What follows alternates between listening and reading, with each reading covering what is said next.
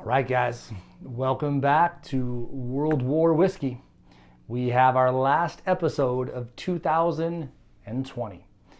So our first year, we haven't done a whole lot of promotion and doing things to really get notoriety, but next year we're going to make some changes, which I'll tell you about in the upcoming episode, but we're going to try to get you guys involved in the reviewing. That way we can get more stuff reviewed. And so, like I said, man, this isn't to be world famous. This is just we got a lot of whiskeys. Let's test them. Let's taste them. Let's let people know what we think. And that's what we want to do next year. But for our final episode of 2020, I'm excited because I'm going to bring to you guys two Lagavulins. I think that's how you pronounce it. The Offerman Edition, 11-year, there you go, versus the 12-year. Now, Lagavulin is known for its 16-year. That's kind of like the gold standard in scotches, in that $100 and below price range, or at least largely in my opinion, and all for many people. It's not just me. I've heard about it. Lafroig 10, that's kind of a staple one, but Lagavulin 16 for under $100 has a lot of palatability, a lot of smoke, a lot of peat, but still smooth and refined. It's not going to just knock you in the mouth like the Lafroig 10. But let's check these two out, the 11 and the 12. They're actually more expensive than the Lagavulin 16. And that's largely just because of scarcity. They're less produced. So these are smaller batches. The Offerman Edition comes from the show, of course, Parks and Rec. And he's a huge Lagavulin 16 drinker in the show. So they made their own whiskey here named after him. So I expect it to be very smoky and very strong to go with his character. So as I said, both of these are over $100, about $127, before tax. And this is going to run you about $140, $150. I think I found it less than that. I can't even remember now. It's been sitting on my shelf. I've wanted to wait to review it live and not have any bias drinking it. I want to say I got it around 130, but when I've looked this up, it's 140, 150, 160 even. So I think it's becoming rarer than when I had it. So yeah, you're going to be, let's say 140, 130. So close in price. They're going to be well over the $100 price range, though. You're not going to find these under $100, unfortunately. But they should be fantastic scotches. Are they better than the 16 though, right? They're less age. I don't know. We'll have to see. But tonight we're just going to see which one of these two are better between the two. So let's get into it. We're going to do some unboxing to see what they look like. And this one looks largely like the 16, okay, right? The bottling. Not too much different than the 16. Put that back up there so we know. And this one here has a lot of confetti, some things to keep it from breaking. This one I did have shipped, so that's probably why. So the 12-year, again, looks very similar to the 16. So both of these look pretty similar to each other, except you can see Offerman's head up here, and the date and age is on the top on this one. Okay, so let's get into these two and see what we think. So let's start with the 11, and then we'll go to the 12. And this is always the bad part about trying to open them live on the air. Well, not really on the air, but in a live recording, is sometimes these things are a little harder to get open than you anticipate. But we got it now. And if you're not familiar, if you've never had Lagavulin 16 or any of the Lagavulins, the 8 is out there. It's fantastic. There's a 9 that was part of the Game of Thrones episode. They had a special edition for that. All of them are really good that I've had. So let's get into... Oh, smells like Lagavulin, but it has a little bit sweeter taste than the 16 from what I remember. So nice bronze, dark bronze color. There's definitely something subtle, a little more like sea salty than I remember the 16 being. 12 here is a little easier to open, fortunately. And so, as I said, not only is this brand really famous for great Scotch, I think that they're known for the smoke and the peat. So the only one that I would say is probably more known would be Lafroig, as far as that smokiness.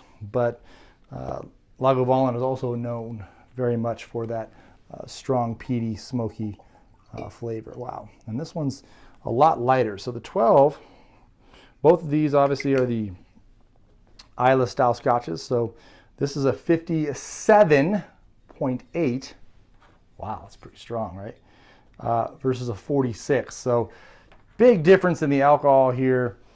There's probably going to be a big difference in flavor, but notice the coloration difference here.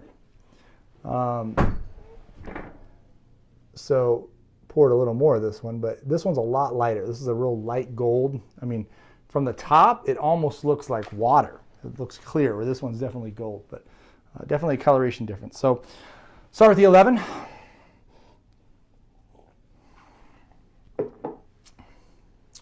Oh man, that is good. Reminds me of the 16 at first, but then it comes on a little stronger. I think the 16 is also a 46% as well.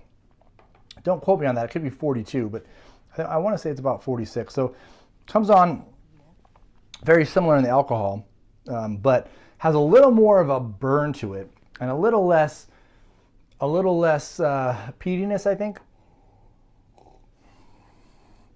I mean, it's peaty, don't get me wrong. It's definitely peaty and smoky. And it has a ton of flavor. A little less refined from what I remember from the 16, but we're not comparing it to the 16 today. We're comparing it to the 12. So, man, this just has some heat to it. Oh, it is a great winter drink if you like winter scotches. Okay, let's get into the 12 now. The 12 has a less smell. I don't know if it's because of that coloration, the barrel aging, what they're doing, but it has less of a smell to it. In fact, it's very faint, the smell. So let's see about the taste. The alcohol content is higher.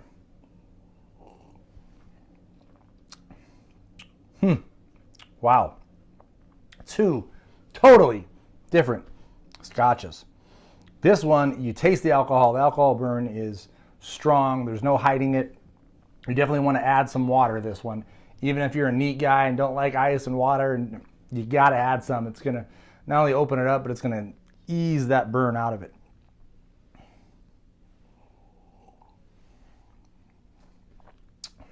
Kind of a strong iodine flavor hits you. And then you taste a lot of that wood. And then you taste that leathery cigar kind of flavor. Little harsher though here on the 12. Let's go back to the 11.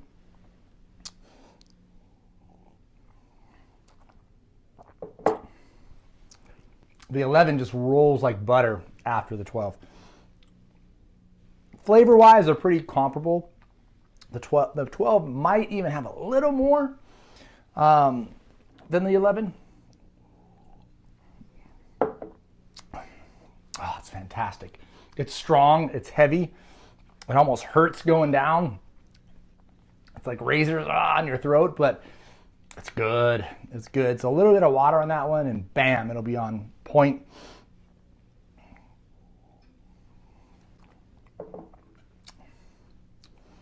But this one just has a nice floral aroma that opens up. I don't know where the floral aspect comes through with all that peat and smoke, but it is a little sweeter, a little milder, but just, as I said, it's a little smoother. Obviously because of the alcohol content, but I think the 11 is the better scotch here for probably most people. If you really want an adventure and you want to try something that's going to knock your socks off and impress your buddies, go with the 12. That might be the strongest scotch I've ever tasted as far as just its ability to just bam, like almost like a Lafroig level, maybe even a Lafroig level. So I said the strongest. So yeah, I would put that up with Lafroig, and it's kind of like shock value, strong strength, pow type of effect. That doesn't make it a great scotch necessarily, but it just so happens to be a very good scotch, and it does that to you. But the Offerman, I think it's something that's everyone will like it if you like Scotch.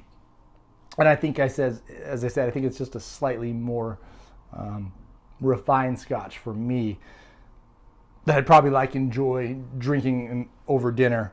But I would definitely turn to this certain days, certain times. If I'm sitting outside smoking a cigar, just not eating, just smoking the cigar and enjoying some Scotch in the cold, I'd probably go with the 12 over the 11. But I'm going to have to give the victory this week to the Offerman Edition, 11-year Lagavulin. Great Scotches, both of these. Both of these are going to be in the 90s for me. But I give the slight edge here to the 11, and I think most of you guys will probably like it more as well. But if you're adventurous and you have the money, go for the 12. You know, it's unlike anything you'll have. I will say that. So we'll see you guys next year.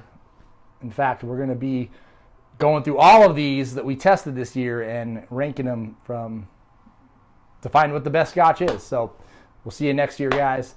And we have a lot of more reviews on Scotches and bourbons and Irish whiskeys and Japanese whiskeys coming your way. So subscribe if you haven't. We'll see you next year.